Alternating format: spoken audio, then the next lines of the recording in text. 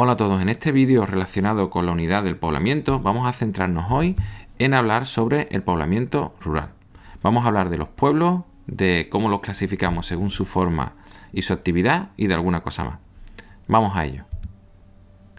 Bien, en primer lugar tenemos que recordar que el poblamiento es el asentamiento de la población en el territorio y de esta forma vamos a tener, por un lado, poblamiento rural, cuando tengamos asentamiento de población en pueblos o en casas aisladas, y poblamiento urbano cuando tenemos esta población asentada en ciudades.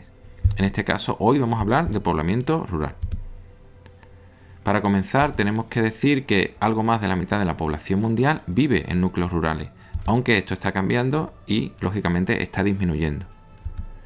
Los tipos de poblamiento rural que vamos a encontrar serían, por un lugar, el poblamiento disperso, en el que tenemos viviendas dispersas, separadas o diseminadas en el campo. Ahí tenemos una imagen.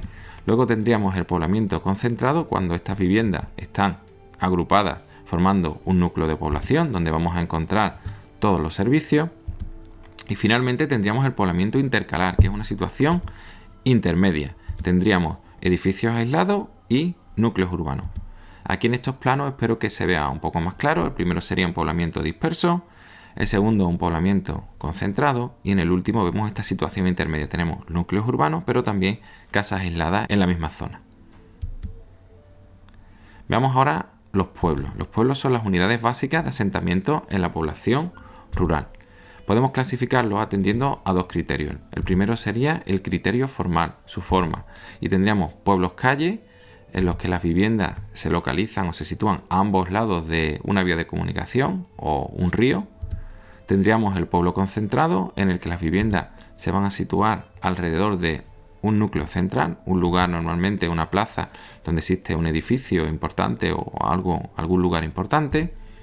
Luego tendríamos el pueblo radial, que es similar al anterior, pero desde este núcleo central parten calles en distintas direcciones.